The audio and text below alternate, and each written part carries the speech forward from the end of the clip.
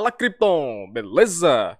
Então, galera, hoje, neste vídeo, a gente vai fazer aqui uma análise bem rápida, né? Bem breve, que é aqui no Twitter, certo?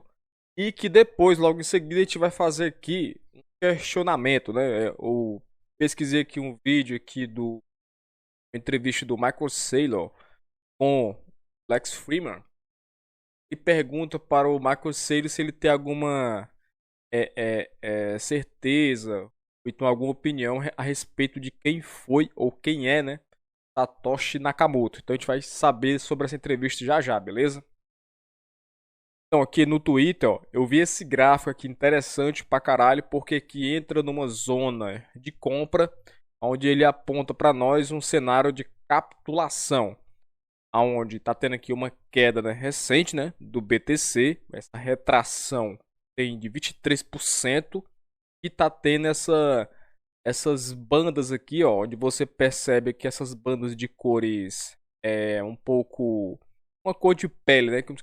Aqui não tem como eu dizer pra você, eu não lembro o nome dessa cor, mas essa cor de pele tá em forma de retângulos e que ao longo da história ele aponta para nós esse cenário quando acontece essa parte de baixa, né? O cenário de baixa acontece essa capitulação aonde monta esse cenário, né, de retângulos de cor de pele. E depois, quando temos essa linha preta, de linha de tendência de alta, que aponta para nós o cenário de zona de compra, quando ele chega bem próximo dessa zona. E tem essa linha aqui também, né, ó. Essa linha é como se fosse uma média móvel, ela está se guiando também por ela, ó. Então aponta um cenário aonde aqui é um aspecto semanal, né? Então, o que é que tem dizendo aqui, ó, através do Trend Rider? O BTC está otimista, porque não há dúvida sobre isso, ó. Em outras palavras, né, ó, isso também denota que estamos para quebrar uma linha de suporte, né, e ativar a fase de capitulação se isso realmente acontecer. Se isso acontecer, ó, então nós entraremos numa zona de ouro de compra, né? E é uma boa ideia para iniciarmos aqui um cenário para podermos comprar cada vez mais. O processo de capitulação, com certeza, aqui se acontecer isso, ó, vai ser ótimo, certo? Para mim é uma boa opção para quem está entrando agora, né? E que está precisando aí começar a aproveitar as oportunidades de compra, certo? Então, é um bom cenário, a meu ponto de vista, porque quem vai entrar lá pelo período de 2023 para 2024, que é quando chega perto dos próximos halves, né? Próximo halve, então com certeza vai estar aproveitando o hype, né, do momento e não esperar que outras pessoas entrem ao longo do hype, mas sim no processo de capitulação que está entrando agora, né? Então, meu ponto de vista é sempre pautado na galera que quer ganhar dinheiro no médio e longo prazo. A galera de curto prazo eu deixo para quem é trader. Eu não sou trader, então quem trabalha assim tem grandes chances de ter muito retorno significativo, principalmente para quem já passou dos 100 mil, tá ligado? Então, dos 100 mil para cima, galera, pode ter certeza que tá no bom engajamento aí para essa empreitada. Então, bora lá, entender aqui esse vídeo de quem foi Satoshi Nakamoto, Michael Saylor e Lex Freeman. Bora botar aqui, já botei aqui a legenda para vocês, então bora aqui começar.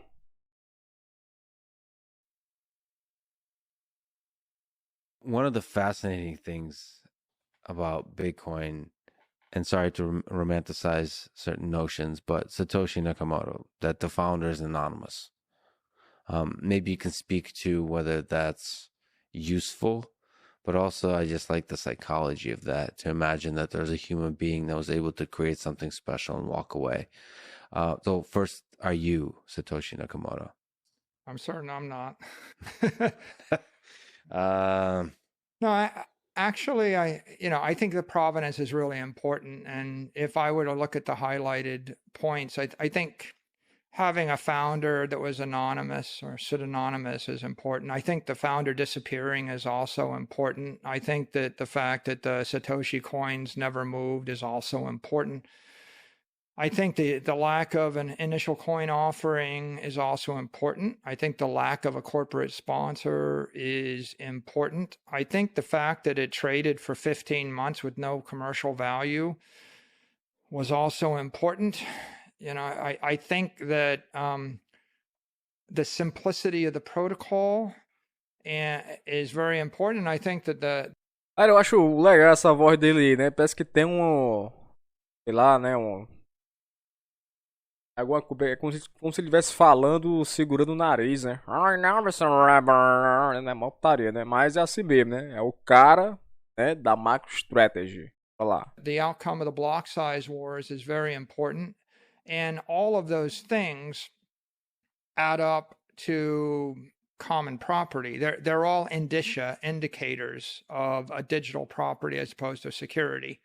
If there was a Satoshi sitting on top of $50 billion worth of Bitcoin, I don't think it would cripple Bitcoin as property, but I think it would undermine its digital property. And if I wanted to undermine a crypto asset network, I would do the opposite of all those things. I would launch one myself. I would sell 25% or 50% to the general public. I would keep some of the initial, I would pre-mine some stuff or early mine it, and I would keep an influence on it.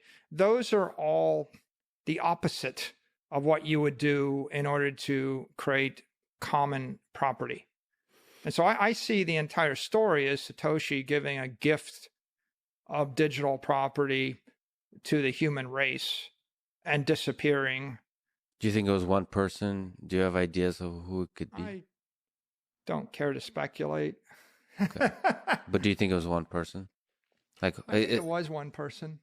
Maybe in conjunction with a bunch of others. I mean, it might have been a group of people that were working together, but certainly there's a Satoshi account. I mean, it's just so fascinating to me that one person... Aqui a coisa interessante, né? Eu acho que pra mim também não foi uma pessoa, tá ligado? Eu acho que foi um conjunto de pessoas. Porque pra você criar algo assim, galera, a minha opinião, né?